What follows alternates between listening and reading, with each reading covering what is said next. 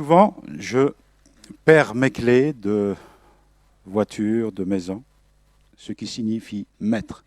Où demeures-tu? Venez, leur dit-il, et voyez. Ils allèrent et ils virent où il demeurait, et ils restèrent auprès de lui ce jour-là. C'était environ la 10e heure.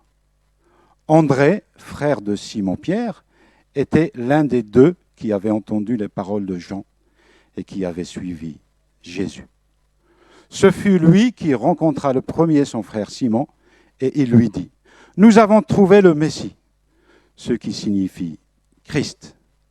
Et il le conduisit vers Jésus. Jésus, l'ayant regardé, dit, « Tu es Simon, fils de Jonas. Tu seras appelé Céphas, ce qui signifie Pierre. »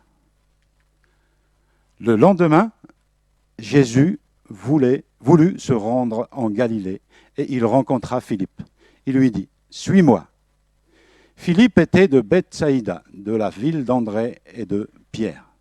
Philippe rencontra Nathanaël et lui dit, « Nous avons trouvé celui de qui Moïse a écrit dans la loi et dont les prophètes ont parlé, Jésus de Nazareth, fils de Joseph. » Nathanaël lui dit, « Peut-il venir de Nazareth quelque chose de bon ?» Philippe lui répondit, « Viens et vois. » Jésus, voyant venir à lui Nathanaël, dit de lui, « Voici vraiment un Israélite, dans lequel il n'y a point de fraude. »« D'où me connais-tu » lui dit Nathanaël. Jésus lui répondit, « Avant que Philippe t'appelle, quand tu étais sous le figuier, je t'ai vu. » Nathanaël répondit et lui dit, « Rabbi, tu es le Fils de Dieu, tu es le roi d'Israël. » Jésus lui répondit, « Parce que je t'ai dit que je t'ai vu sous le figuier, tu crois? Tu verras de plus grandes choses que celles-ci. » Et il lui dit, « En vérité, vous verrez désormais le ciel ouvert et les anges de Dieu monter et descendre au-dessus du Fils de l'homme. » Amen. Jusqu'ici la lecture de la parole de Dieu. Que cherchez-vous? Ce sont donc les tout premiers mots de Jésus dans cet évangile de Jean. Jésus a posé cette question à ses tout premiers disciples quand il les a vus pour la première fois le suivre. Et Jésus nous pose cette question à nous ce matin, mes bien-aimés. C'est vrai, c'est une question ouverte. Que cherchons-nous ce matin et pour cette année à venir? Jean-Baptiste a désormais proclamé que Jésus est l'agneau de Dieu qui ôte le péché du monde. Ici, il le répète devant deux de ses disciples. Il s'agit donc, comme le texte le dit, André, le frère de Simon, et de Jean, fils de Zébédée, celui qui a écrit cet évangile. Alors, les disciples, en entendant pour la seconde fois ces paroles puissantes, « Voici l'agneau de Dieu », donc ils veulent suivre Jésus.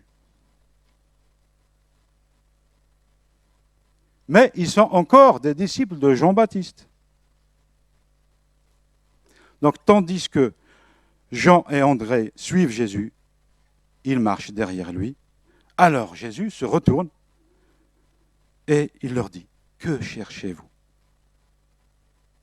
Il ne pose pas cette question pour s'informer, puisqu'il le sait très bien, c'est Dieu, il est omniscient, il connaît toutes choses.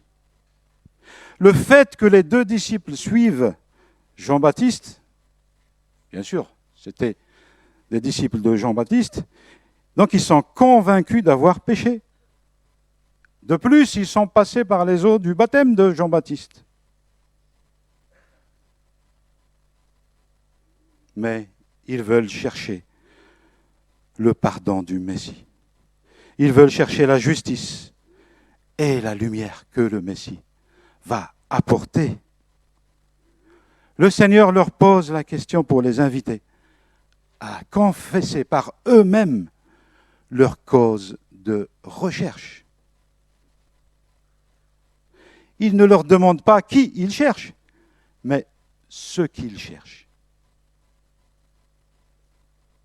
Et donc les deux disciples ne répondent pas exactement ce qu'ils cherchent au fond d'eux-mêmes. Mais ils s'expriment ainsi. Rabbi, où demeures-tu? Rabbi est un terme araméen qui veut dire mon maître. Mon maître. Les deux disciples ne désirent pas simplement savoir où il réside. Ils lui demandent s'il peut leur accorder un entretien privé, parce qu'ils veulent y aller, vers où il habite. Ils veulent avoir un enseignement privé. Et cette question signifie aussi leur envie de devenir ses disciples. Jésus qui répond, venez et voyez. Venez et voyez. Le Maître les invite à venir découvrir les pensées, le plan de Dieu lui-même. Jésus connaît leur cœur. Il sait que leur recherche est sincère. Le Saint-Esprit les a déjà convaincus de leur péché. Et Dieu le Père les a déjà attirés vers Jésus. Celle ou celui qui cherche Dieu avec sincérité de cœur, il le trouvera. Amen. Jésus ne rejette jamais celui qui le cherche avec honnêteté et sincérité de cœur. Amen. Il n'est jamais trop occupé pour faire preuve de miséricorde envers celui qui s'approche de lui. Amen. Dans le cas d'André et de Jean, ses futurs premiers disciples, ils cherchent réellement Jésus, le Messie. Ils cherchent où il demeure. Et Christ les invite et leur dit, viens, venez et voyez. Et ils restent avec lui, auprès de lui ce jour-là, et toute la nuit. Amen. Quelle grâce ils ont eu, ces premiers disciples. Cette rencontre mémorable est tellement ancrée dans l'esprit de Jean, l'évangéliste, qu'il se souvient même de l'heure précise. Qu'est-ce qu'il dit? Nous avons lu dans le texte. Il était environ la 10e heure. La 10e heure, c'est quand on compte à partir de 6 heures du matin. C'est en fait comme ça que les Juifs comptaient à l'époque. Donc de 6 heures du matin, on ajoute 10 heures, ça fait 16 heures. Et donc 16 heures, c'est bientôt la tombée de la nuit. Les gens terminent leur travail, leurs activités extérieures et rentrent chez eux pour dormir. Jésus donc invite André et Jean à partager son toit pour la nuit. Jean, l'évangéliste, ne raconte pas ce qui s'est passé cette nuit-là, mais on peut deviner. Ils ont été certainement enseignés par le Maître. Il leur a ouvert l'esprit pour comprendre les Écritures et leur expliquer les promesses, les prophéties en ce qui le concerne. Ils sont sortis de cette nuit persuadés que c'est lui, le Messie. Puisque très vite, qu'est-ce que fait André? On le voit dans le texte. Il part voir son frère Simon pour lui dire, nous avons trouvé le Messie. Regardons ce que fait André après avoir rencontré le Messie. Il part aussitôt témoigner à son frère. Amen. Mes bien-aimés, André nous donne un exemple pour nous aujourd'hui. Il commence par sa famille, n'est-ce pas? Il commence par son frère. Il va témoigner à son frère. Jésus change le nom de Simon en Céphas quand il a vu Pierre pour la première fois devant lui. Céphas, c'est le prénom araméen qui signifie Pierre. Et en grec, Pétros. Donc, les premiers disciples sont André, Jean et Pierre, qui est le frère d'André. Jean-Baptiste a présenté Jésus à André et Jean. Il leur a dit, voici l'agneau de Dieu. André a amené son frère vers Jésus. Tous ces 3 premiers disciples sont présentés à Jésus comment? Par l'intermédiaire d'une autre personne, n'est-ce pas? André et Jean, c'est Jean-Baptiste qui a présenté Jésus, qui a dit, voici l'agneau de Dieu. Et Simon, lui, c'est son frère André qui lui a présenté Jésus. Mais qu'en est-il de Philippe? Relisons ensemble les versets 43 et 44. Le lendemain, Jésus voulut se rendre en Galilée et il rencontra Philippe. Il lui dit, suis-moi. Philippe était de Bethsaïda, de la ville d'André et de Pierre. Qu'est-ce que nous voyons là? C'est le Seigneur lui-même qui prend l'initiative d'établir le contact et qui crée des circonstances pour rencontrer Philippe. Amen. Nul ne vient au Père. Personne ne peut venir à moi si le Père qui m'a envoyé ne l'attire. Amen. Mes bien-aimés, le Seigneur nous a attirés vers son Fils Jésus. Amen. C'est le Seigneur qui est venu à notre rencontre. Amen. Et donc Philippe rencontre Jésus et accepte de le suivre et d'être son disciple. Comment on peut le deviner? Le verset 45. Philippe rencontra Nathanaël et lui dit, nous avons trouvé celui de qui Moïse a écrit dans la loi et dont les prophètes ont parlé, Jésus de Nazareth, fils de Joseph. Donc là, nous voyons que Philippe est convaincu, puisqu'il parle déjà des Écritures de Moïse qui a écrit au sujet du Messie qui va venir. Il a donc déjà rencontré le Messie. Philippe est devenu disciple de Jésus. Il a compris que Jésus est le Messie attendu, le prophète dont parle Moïse et les prophètes, qui parlent donc du Messie à venir. Et Philippe qui désigne donc Jésus comme celui qui vient de Nazareth. Mais en fait, nous savons que Jésus est né à Bethléem. Et il a grandi à Nazareth. Et Philippe, lui, c'est comme André. Il ne garde pas la bonne nouvelle au sujet du Messie que pour lui-même. Il va rencontrer un ami à lui. Et il va lui parler de Jésus. Amen. C'est un exemple pour nous aussi. Amen. Quand on rencontre Jésus pour la première fois, on pense tout de suite à sa famille et à ses proches, à ses amis. On leur parle de Jésus. Alléluia. Et donc il va voir Nathanaël, son ami, et il lui parle du Messie. Il lui prêche la bonne nouvelle. Amen. C'est le début de l'expansion chrétienne. Les nouveaux disciples témoignent de Christ autour d'eux pour former de nouveaux disciples.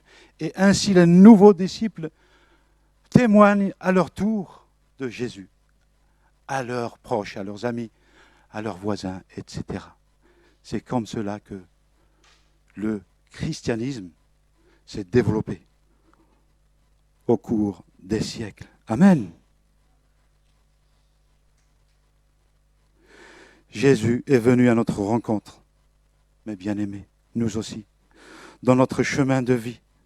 Le Père Céleste nous a attirés vers Jésus.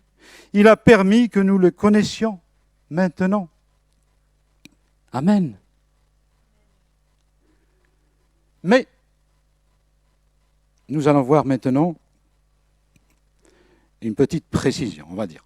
Parce que dans ce texte de Jean, c'est un appel préalable. C'est un appel préalable des premiers disciples. André, Pierre, Jean, Philippe, Nathanaël. Dans les évangiles, selon Matthieu, Marc et Luc, donc les évangiles synoptiques, Jésus appelle Pierre, André, Jacques et Jean, son frère, à bord de la mer de Galilée, dans la ville de Capharnaüm, alors qu'ils jettent leur filet pour pêcher des poissons. Bien sûr, nous retrouvons ça dans les évangiles synoptiques. Mais bien aimés, nous ne voyons aucune contradiction à ces deux récits, entre le récit de Jean et le récit des synoptiques. Pourquoi? Parce que dans l'évangile de Jean, c'est une rencontre préalable. Et donc, c'est à Béthanie que Jean-Baptiste, vous voyez Béthanie à côté de l'autre côté du Jourdain. À ne pas confondre avec Béthanie, ici à côté de Jérusalem. Béthanie, c'est la ville de Marie, de Lazare et de sa sœur, je ne me rappelle plus. Marthe, voilà, de Marthe, Marie et de Lazare. Alors que Jean-Baptiste, lui, il baptisait à Béthanie, de l'autre côté du Jourdain. C'est là qu'il a rencontré donc Jean, André et son frère Pierre. Par la suite, donc, ses premiers disciples sont rentrés en Galilée. Tout comme Jésus, nous dit le texte, il est rentré en Galilée. Et Jean, Pierre et André sont retournés à leur travail, à la pêche des poissons. Jésus, lui, il est rentré à Nazareth. L'évangile de Luc nous dit qu'il est, les premiers temps, il est rentré dans la synagogue. Il a lu le texte d'Ésaïe 61. Et il a dit, après avoir lu ça, cette parole est accomplie aujourd'hui. Et les Juifs de Nazareth n'ont pas voulu entendre cette parole. Ils l'ont chassé. Et il est parti donc à Capharnaüm, Jésus. Et c'est là que vraiment il a commencé son ministère. C'est là qu'il a rencontré à nouveau Pierre, André, Jean et son frère Jacques.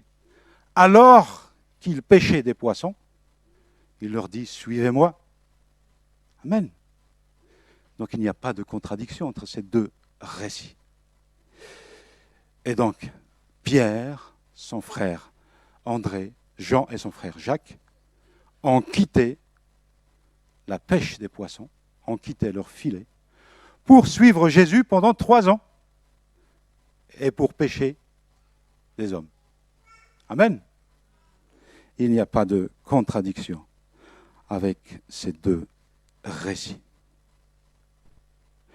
Pierre, André et Philippe sont originaires de Bethsaïda. C'est ce que nous dit l'évangile de Jean. Bethsaïda, c'est là-haut, à côté de la mer de Galilée. Et donc, par la suite, la famille de Pierre et de André sont venus à Capharnaüm. On ne sait pas, hein, historiquement parlant, pourquoi ils sont venus là, pourquoi ils ont déménagé. On imagine que Capharnaüm, c'est un port de pêche, donc ils sont venus pour travailler, pour pêcher. Et donc, Pierre et Philippe et André sont originaires de Bethsaïda. Alors que Nathanaël, lui, il est de Cana. Cana à côté de Nazareth. Il y a à peu près 6 km entre Cana et Nazareth, et encore 6-7 km entre Bethsaïda et Capharnaüm.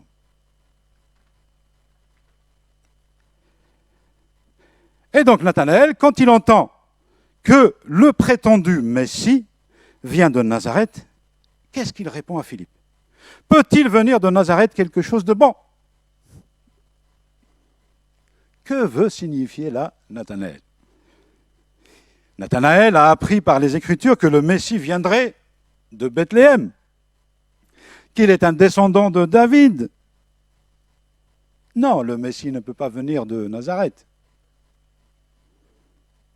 À l'époque de Jésus, Nazareth était une toute petite ville, tout comme Cana d'ailleurs.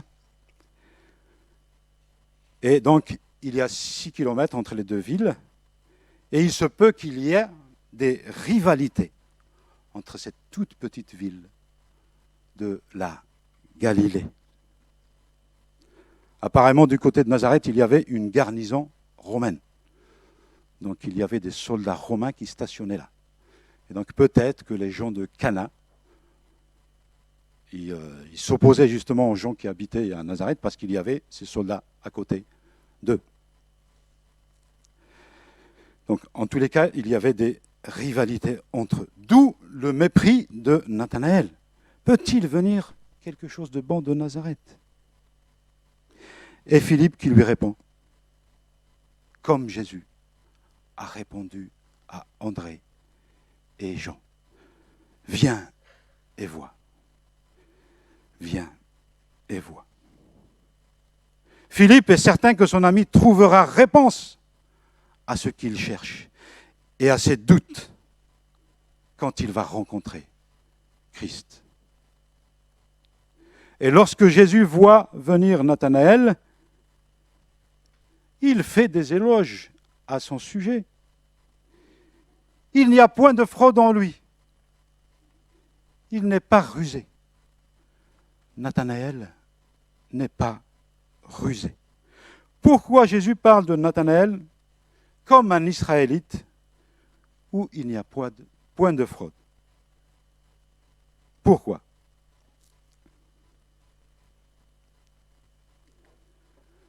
Lisons ce texte. Isaac dit, ton frère est venu avec ruse et il a enlevé ta bénédiction.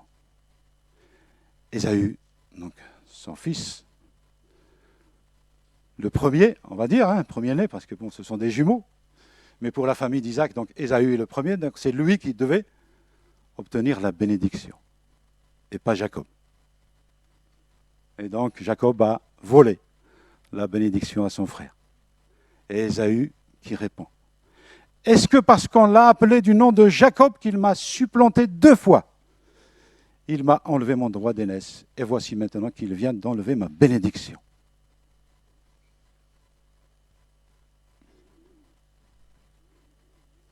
Jacob est celui qui a supplanté son frère 2 fois. Il a volé sa bénédiction. Il est rusé. Jacob est rusé. Et Jacob fut appelé par la suite Israël, après son combat avec l'ange du Seigneur, qui a changé son nom en Israël. Et donc Jésus, quand il parle de Nathanaël, voici vraiment un Israélite. Il veut dire par là que c'est un Israélite sans ruse. Ce n'est pas un Jacob, c'est un Israélite.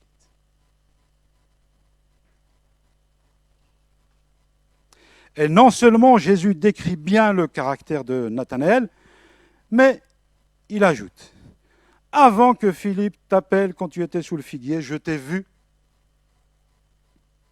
Par cette déclaration, Christ démontre ses pouvoirs surnaturels. N'est-ce pas? Amen. Il est omniscient. Il connaît toutes choses.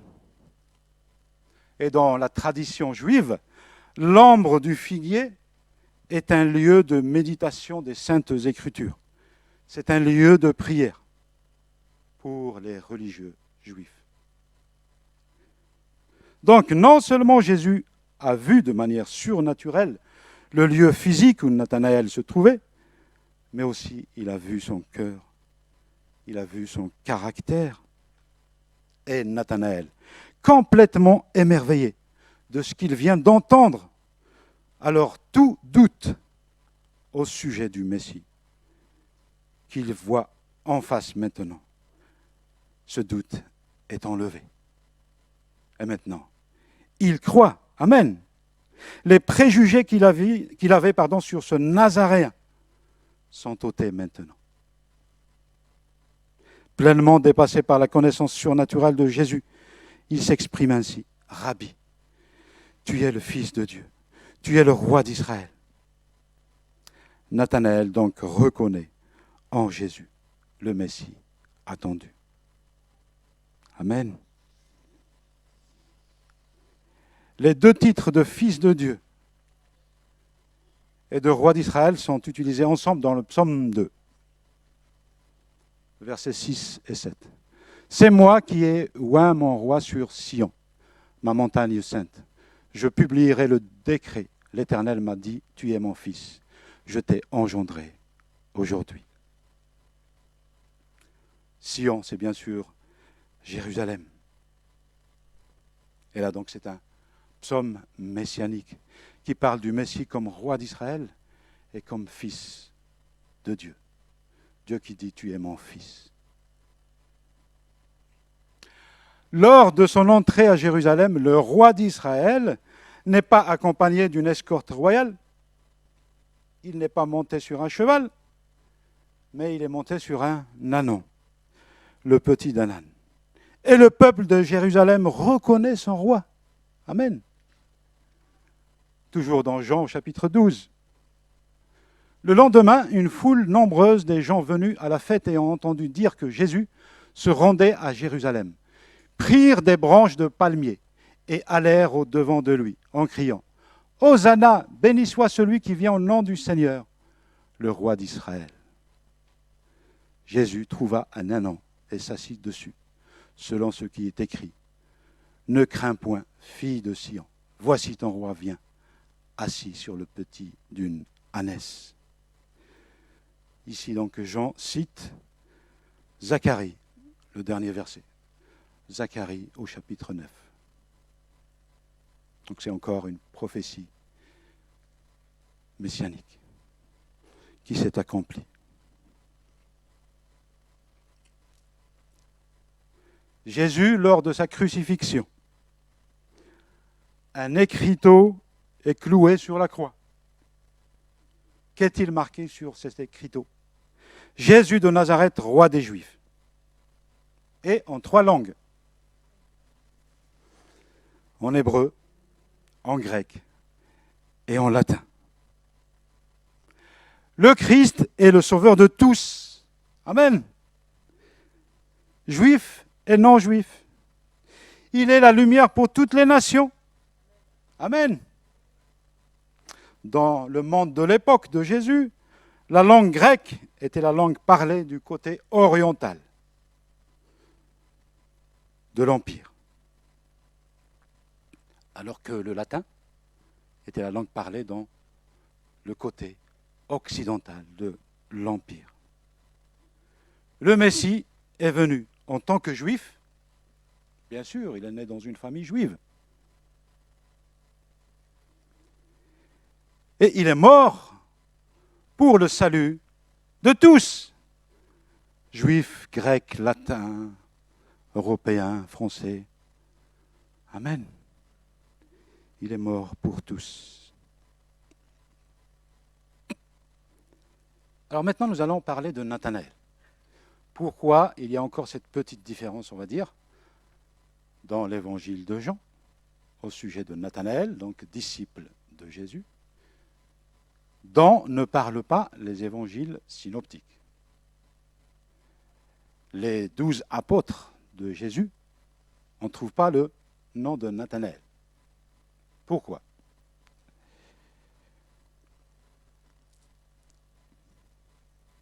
En fait, Nathanaël a un surnom. C'est le nom de Barthélemy, qui est un nom araméen aussi. Fils de Ptolemaï, Barthélemy. Donc Bar, en araméen, veut dire fils.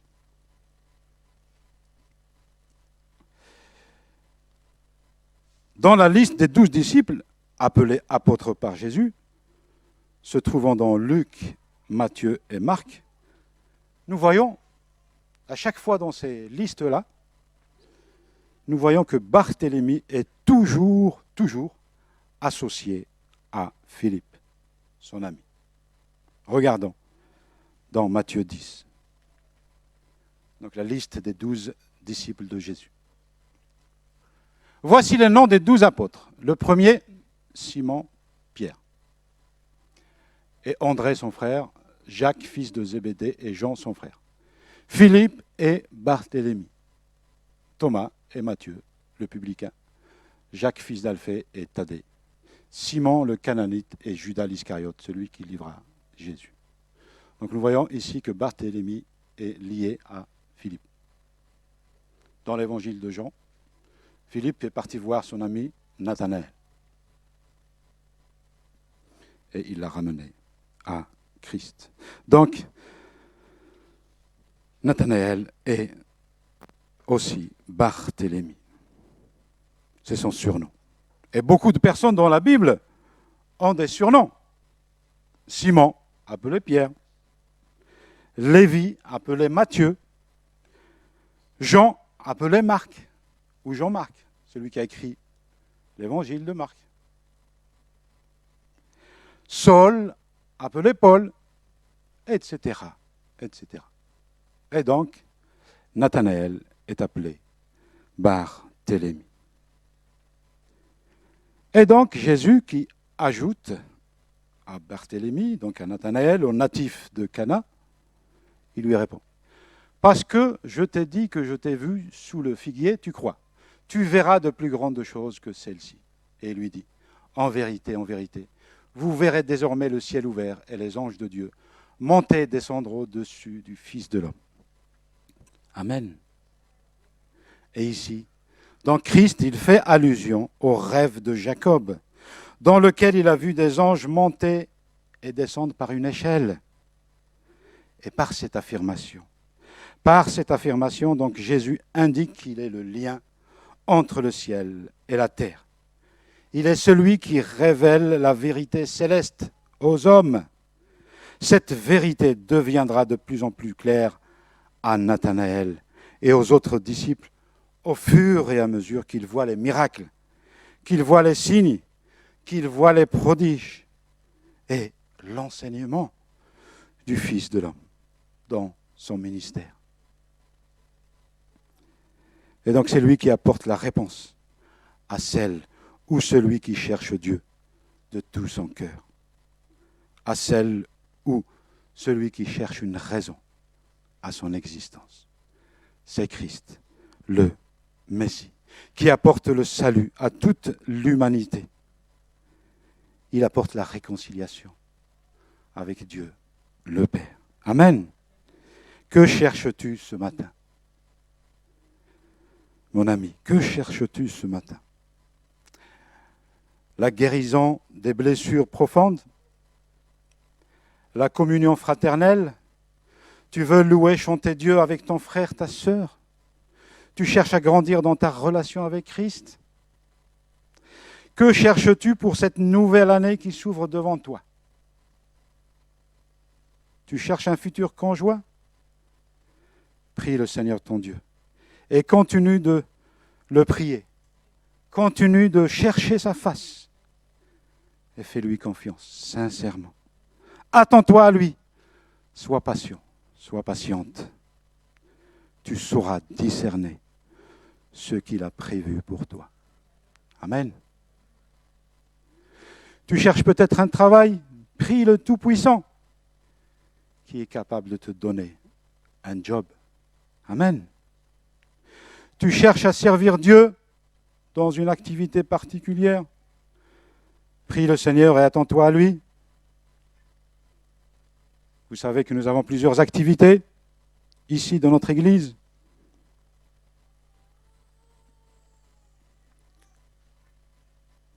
Venez me voir à la fin du culte si vous désirez intégrer un service particulier et servir Dieu, servir la communauté, servir les frères et sœurs. Amen. Donc je me tiendrai là à ma droite et venez me voir à la fin du culte. Et nous allons voir ensemble, nous allons discuter pour intégrer un service particulier. Ou tout simplement tu cherches un sens à ta vie, un sens à ton existence. Tu ne connais pas encore Christ. Tu ne l'as pas encore accepté dans ta vie. Et Jésus te dit ce matin, viens et vois. Viens et vois. Approche-toi de Christ. Accepte-le dans ta vie. Reconnais-le comme ton Sauveur et ton Seigneur et tu verras les prodiges dans ta vie. Amen. Tu verras, il transformera ta vie. Il te redonnera un sens à ton existence et il te bénira. Amen.